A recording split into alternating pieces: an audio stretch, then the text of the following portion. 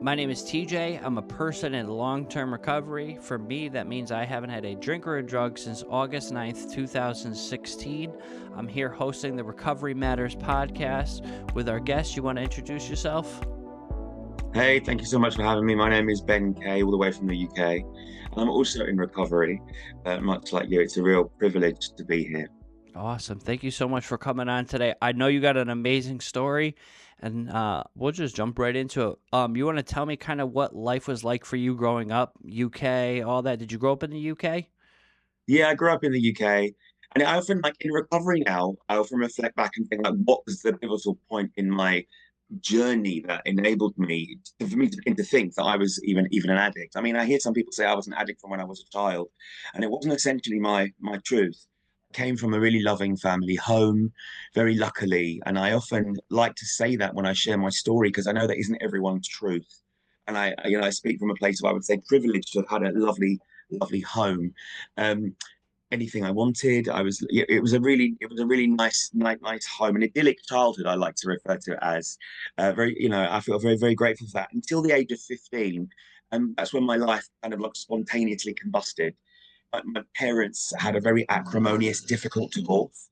Grew up in the UK in the suburbs in a town about an hour from central London. So still on the tube network, so it's still very much within the London area. Uh, and my parents divorced at the age of 15. It was a very acrimonious divorce, a very difficult divorce. And at that point, I had to leave school. I was taken out of school to care for my mother, who was sick, and I wasn't able to finish my education at the age of 15. And Wow. I had aspirations to go on and study, to go on and continue to grow academically. I wanted to be a lawyer, and all of that was kind of taken away from me because of my parents' divorce. So, from going from like, literally having an idyllic lifestyle to have my life turned upside down at the age of 15, it was very difficult for me Wow. to manage my emotions. And it was at that point that I remember seeing my mum smoking lots of cigarettes, taking painkillers, taking Valium, and I was like, "Well, that looks interesting. Like, what was that? What's that? I want a bit of that." And then I reflect back now, and I remember being addicted to changing the way that I felt from that very point at the age of 15 years old. Yep. My primary addiction, it wasn't one particular substance at that age. I was a kid. It was very much addicted to changing the way that I felt, and that chased me right the way through until I was 37, until I finally put everything down uh, at the age of 37. So it was 22 years of using substances in total. Wow. When did you take off with drugs and alcohol? There were waves, there were waves. Like throughout my adolescence, we used to get together and buy loads of cocaine Yep. and go to clubs locally, and it was cool. It was the thing to do, like buy those alcohol pop drinks on the green and get really drunk. And I could never really handle my alcohol. I was always the first one to vomit, be sick. But I used to drink with everyone else. But even then, I remember vividly, like constantly going out to get wasted, as most teenagers do. So, between the ages of 16, 17, 18, right the way through to my early 20s is when I was using, cocaine quite heavily at that point. I was working, juggling work and trying just to, be a young guy in London City, working in the city, playing hard, working hard. And then it kind of, I left Essex where I grew up. Those are the suburbs that I refer to. Anyone listening to that, they may know where Essex is. And then I moved to South London in with a very dear friend of mine. And then I discovered the party scene in South London. And at that point in my early 20s, it was amazing. So it was hedonistic beyond any belief. I identify as a gay man. I was living a heterosexual life in Essex. I moved to South London, came out, found myself and everything that came with it. And I partied hard through all of my 20s and the majority and all of my 30s until I was 37. So I never really stopped taking substances. And there was time in my, at one point I was like, I can't imagine ever not taking substances. And but my progression of use changed over the years, as it does with so many people. Hmm. So starting to feel free and feel more of who you actually were as a person. Do you think that kind of like led to more substance use? It's a good question. Yes, Okay. for sure. but everyone else was doing it too. Hmm. So I dipped into a lifestyle and a world that was completely hedonistic. I mean, I slipped into it and I loved it. I was partying hard. It was a party vibe then. It was ecstasy. It was MDMA. It was cocaine at points. It was drinking some alcohol. It was, yeah, speed, Hmm. amphetamines, lots of the party substances at that point. And I did dip into it, and it was a weekly occurrence. You kind of talk about those specific substances. I don't have necessarily experience with that. Like, tell me more about those substances and like what that was like for you. They were great. I Hmm. mean, I work in addiction and recovery now myself. Yeah. And the first thing it's worthwhile acknowledging is, why do people take drugs to start with? You can start to unpick the trauma. You can start to unpick all of the things that, associate with taking drugs. Primarily for me, it was a good time. Yeah. Yes, it was an escapism. I loved it. It was that feeling of euphoria, feeling of that you are on top of the world. It was that collective environment of being on a dance floor with everyone at the same time, all, dancing till the sun rises with, 5,000 people you don't know. Hmm. That's great. And it was awesome. And I partied across Europe as well, went to different parties across the world. It was a really, really good time. And I can't ever take it away, can't ever take that away from that. It was really, really good until it got really bad. Yep. And it was actually really great for a very, very long time. I often refer to myself as a functioning addict. I was fully functioning, Hmm. going to parties, coming home late, having a little bit of sleep and going to work the next day and thinking I was functioning well, when in reality, in hindsight, it was actually quite the opposite. Yeah. It kind To of be put honest, a damper on your life, right? it really dulled the sparkle Yeah. for a long time. But again, it becomes the norm. Using like that becomes the norm. I was drinking, not during the week, essentially, because I wasn't ever really a big drinker. It wasn't really my thing. Hmm. But substances would be my go-to. Hmm. Prescribed medication would be my go-to. Cigarettes, I used to smoke cigarettes a lot. I don't smoke anymore Hmm. either. And out of all of the things that I've stopped, I'm actually really proud of that too, because that was really hard to stop. That one, that was really difficult. Yeah. Um, but yeah, it did. It definitely dulled the sparkle. I definitely wasn't the best version of myself, even though I was trying so hard to be the best version of myself. Hmm. When did you look at this and say, "Hey, this is a problem for me"? I'm going out every weekend. I'm taking far too many substances. It's interfering with my working week. You think you're functioning, but you're not really functioning again until Thursday the next week, and then you start again on the Friday. Hmm. So there's different points. I was like, okay, I'm going to have a weekend off. So by having a weekend off, I thought I was like, but I've had a weekend off. I'm fine. There's not an issue with it. But then when certain drugs started to come into the mix, I mean, I took everything, Hmm. every substance offered, apart from heroin. So I don't have an experience with opiates. I have experience with opiate prescribed medication, not actually heroin in any of its forms. I started to take crystal meth, GBL, GHB at the time, GBL, and mixed with the other alphabet of drugs that I was taking, D, K, MDMA, like the alphabet soup of Yeah. everything. C.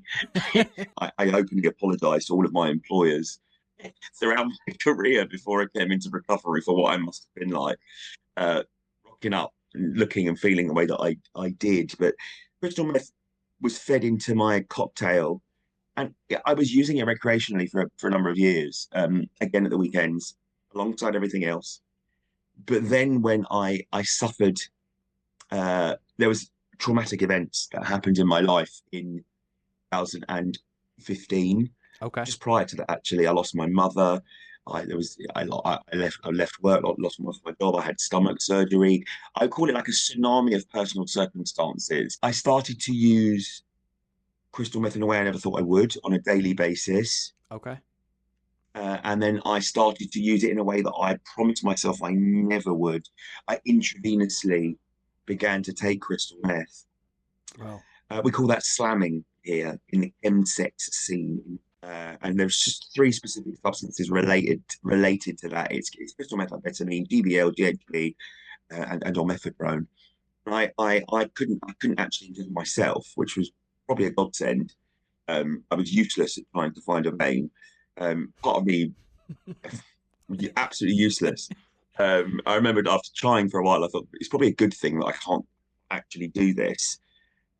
And that is when it got the slipper. It fell off a cliff. Mhm. I fell off a cliff. These substances and the way that I was living, you become like a duality of victim and perpetrator when you're in this kind of like world of crazy where you've got people knocking on your door at whatever time of the night, and you're inviting people into your home that you don't know, and it's just like, what is going on with my world? After being this person that was, running parties and nightclubs and events in London and also working in the city property companies and qualifying as an associate member of the Royal Institute of Chartered Surveyors and really established, to literally running around South London at 2 o'clock in the morning, not knowing my arse from my elbow, my whole life would literally again like Mhm. spontaneously combusted like it did when I was 15. So there are moments in my life when it was mirroring because I hadn't really addressed the issues, and there was more trauma that was compounded, and then I had a nervous mental breakdown. Before we get into like the breakdown piece, do you want to elaborate just a little bit more on chemsex for me? Yeah, of course, absolutely. So chemsex is a phenomenon that was coined in London in the early 2000s by an amazing guy called David Stewart. So what it really involved in, it was really breaking down specific substances that were used by a certain genre of certain people: crystal methamphetamine, GBL, GHB, and or mephedrone. Okay. In a sexual context, used to enhance sexual encounters. What they do, these substances, when they're brought together, are really lower inhibitions, increase libido, and it turns someone into a superhuman in the bedroom. Wow. Honestly, there was a huge uptake in this in the early 2000s. It started, sorry, in the 2000s, and there was a huge upsurge in it in the late 2000s, early teens in the UK, where it kind of reached a pinnacle point with the height of it in 2015. And I'd say it's still actually growing. It's just hugely underreported. Combined with the hookup apps that people use, Grindr, Scruff, and all of the names I probably shouldn't mention on the podcast, but they're all very, very much used. They call them geosocial networking apps, hookup apps, where people can find like-minded people looking for a good time within a local vicinity. You'll go on, and I've got lots of heterosexual friends that are like, "Oh my god, that's amazing! You can find a fuck anywhere." I'm like, "You really, really can," and it's literally that. I know you know that some heterosexual friends are like, we've got Hinge, we've got Bumble, we've got this. So you haven't got Grindr, have you really? We just get straight to the point. There's a little bit of envy there, but the reality is, it's very easy to take them and just go for days, and that is how it really started and took off here in London. I'm sure it's like a big thing with young people as well, right? It's changing. The scene is actually changing. The one thing that's worth mentioning about the chemsex scene here in London and in the UK is it is used by a certain type of person. So we call them GBMSM people, gay bi and men who have sex with men, that actually include the trans community too. Yep. So it isn't just an LGBTQ issue or epidemic. It's something that's affecting lots of different people. What we're noticing now with young people in this scene, they're young, they're looking for as all of as I did, like, Yep. let's try and find my tribe. When I was young and coming out, like, I had a girlfriend and I wanted a boyfriend, and what do I do? And they go online, they're invited to parties, and these drugs are being taken at parties straight away. These young people's first experiences of substances can often be crystal methamphetamine and G and or mephedrone, or all of them together. And in some cases, people are being injected at 18, 19 years old for their first, drug Wow. experience. And it's shockingly sad, but it's normalized. It's becoming very normalized. And that's the very scary thing. And the more we don't talk about it, more of a taboo it becomes. And there is no shame in taking substances to enhance sexual pleasure. Yep. What I'm focused on and what I want to concentrate on in my career is making sure that people feel heard, supported in a very non-judgmental way. There's no shame in it whatsoever, and we're seeing sexuality being much more fluid. But men who have sex with men don't often come forward and talk about this to a drug and alcohol service, because when they take these substances, they have sex with men, but they don't talk about it. Mm-hmm. What was it like post-recovery being sexually active without the dependency of a substance, if you're comfortable talking about something like that? think it's important to talk about it because the drugs are heavily associated with that. Yep. Like it's different. You're not that person, but that you need, for me, I had to really understand that. Mm-hmm. And at the end of it, for me, it wasn't just about using for sex. It wasn't just using. I was lonely. Mm-hmm. For me, I was going to these parties. I mean, I think you call them P&P in the States. We call them chills. You do party and play, pay P&P. It's Okay. called, that's what it's called in the States, and it really is. And we call them chills. So for me, it was about like really connecting with people because I was lonely on an intimate level. So for me, it was just understanding what intimacy meant again, being close to someone, doing the thing, holding hands, like having a cuddle, embracing someone with like genuinely, like slowly, as opposed to that like super sexualized sex that you think you need to have because that's what you watch on a porn clip. People don't have sex like that all the time. Like people, it's porn. People are like, that's not reality. And it's about really connecting with the sensuality of it for me and the intimacy of what that really meant. Mm-hmm. So for me, that's also been it was a real experience of self-discovery in that capacity. Yeah. When I came into recovery, I didn't have sex for the first 13 months of my recovery. I mean, to be honest, I was heavily medicated before I went into treatment. When I came out, I think I put on like 4 stone, which is something like 28, 30 kilos. I didn't want to be with anyone at that point. And I just wanted to focus on myself. So I did that because the brain, we have to really kind of rewire the brain, and crystal methamphetamine will completely and utterly rewire the neurological pathways of the brain without getting too scientific or anything along those lines. That's the reality. So you have to retrain your brain as to what that looks like. So you have a mental breakdown you were kind of talking about. Do you go to treatment? What do you do? What's that like in your life? I went to Cocaine Anonymous. I met some amazing people that scooped me off the floor. Yes. Literally. And I remember there was my first sponsor was female because I was allowed to have a female sponsor. Mm-hmm. And all the guys were very jealous of that in the treatments. And I was like, I can, it's cool. I can have a female sponsor. So I did. Because I didn't really trust men at that time. I was like, I didn't want a male sponsor, and I also didn't want anyone to really question anything that I was going to talk about. And this lovely lady. So I went into treatment, and came into the treatment center, and she read AA to me like a Jackanory style, page to page. I wasn't able to articulate, or I was going through some severe trauma. Response to the situations that I've been in, and she read the book to me. Like that is how the 12th step was delivered. 12th step was delivered to me, and I'll never ever forget that amazing person who virtually, in addition to the treatment center, helped save my life.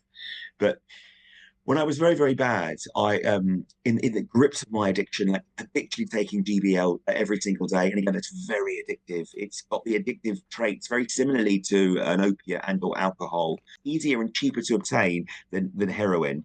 It's in the UK especially, you don't really have to graft for GBL. I know that when people take opiates, you've really got to work for it. Like you've really got to graft for the day, and I know I've seen what that does to people. Yep. So when I was especially bad, my family, I had choices. Like it was either stay in that lifestyle or die. It was jails, institution, death. Yep. So I'd been arrested. I'd spent a night in prison through no fault of my own. I hasten to add, and I joke, and it really I was more. I don't know what was going on. I mean, at the point they put me in a cell, they took my shoes off of me, gave me 2 left plimsolls because I thought I was going to hang myself with my laces. put the breakfast through the hatch, and I spilt all my baked beans on me, and they thought I'd thrown them at the wall. I didn't know what was going on. I laugh, and I have to laugh at some of these stories, but at the time it was so traumatizing for me. I never thought this was going to happen. So it was choices. I could either choose to try to get better, or stay on this road where I was in a dangerous existence. There was I put myself in dangerous situations. I started to engage with a local drug and alcohol service. They sent me to rehab for 3 months, fully funded, because that's what we're very, very lucky here in the UK. Very lucky.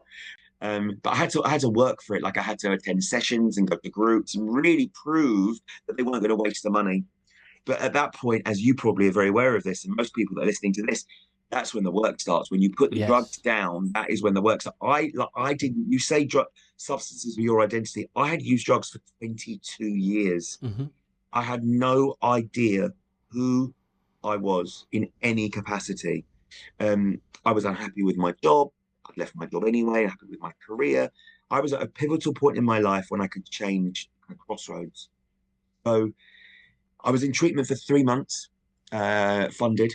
I then had to go into supported accommodation, which again was funded for 7 months because I wasn't able to fully function on my own in society. I was heavily traumatized. I lost the back of my hair through alopecia, Wow. through stress. I had PTSD, chronic PTSD, lots of bodily issues because of the situations I put myself into. Um, yeah, it was a very, very difficult time. But at that point, when I left treatment in the supported accommodation, it was like, if you use, we're going to throw you out on the street. You've got nowhere to. And I knew I couldn't come back to London because basically I'd burned my bridges. In Yep. London, I had nowhere to go.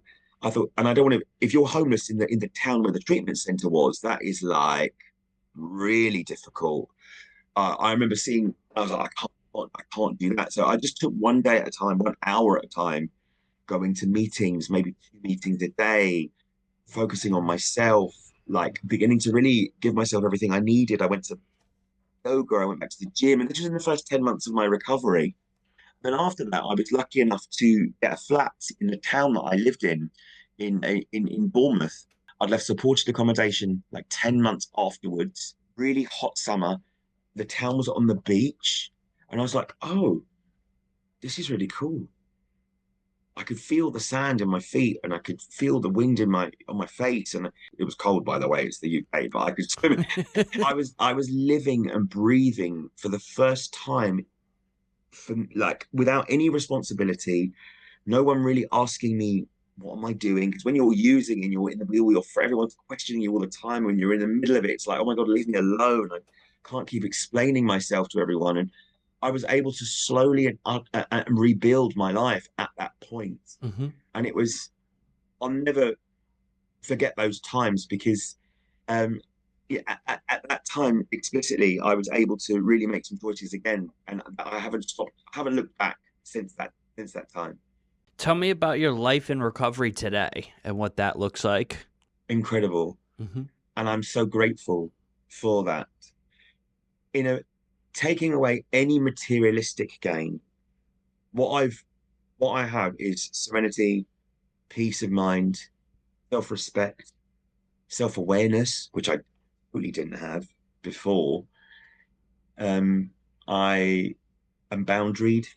Yep. I know when to say no, which is awesome. That the power of the word no. I don't want to do something without giving a reason. I have continuously studied since I came into recovery because at 15 years old, like I mentioned at the beginning, my academic journey was my academic journey was taken away from me.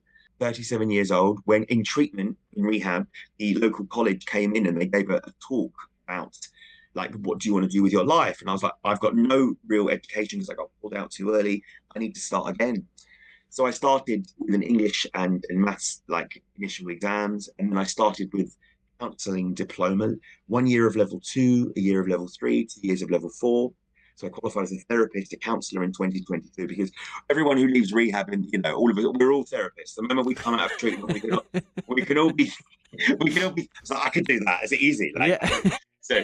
All of us, are all the same. But I am a therapist. No, I am.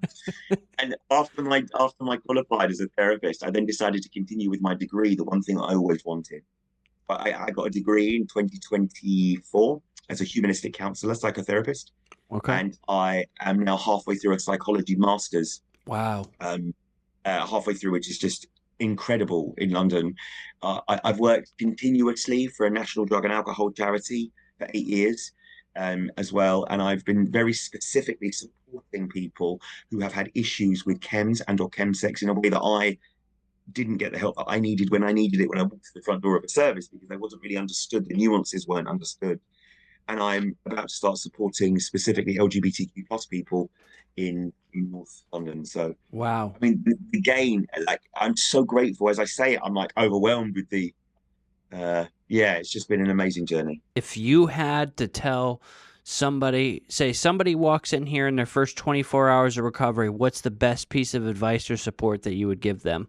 You're worth it. Remember why you want to stop and lean on the people that offer you their support.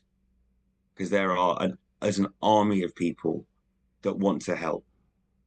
They want to give it, they want to give back what was freely given to them, Mm-hmm. in addition to the professionals. But just remember why you wanted to stop.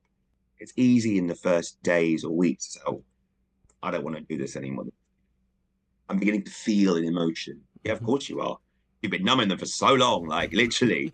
You need to feel in order to work through it. So whatever you're going to feel, you're only ever going to get better. So how can we get a hold of you, or where can people see the things that you got going on? You can find me at www.benkaytherapy.com. I'm also on Instagram at justbenkay. I do have a podcast too, and it's called Really Queer. It's on Spotify and Apple Podcasts. And it talks about all of the difficult conversations that members of the queer community can't have and don't have, with an amazing co-host of mine called Silva Nevis. Thank you so much, and thank you so much for coming on today and sharing your recovery experience and helping educate us on some of the things going on within the community and sharing your support. And thank you for the work you do in the community as well. Thank you so much. I really appreciate your time, and thank you for asking me. It's Of been awesome. course. Thank you.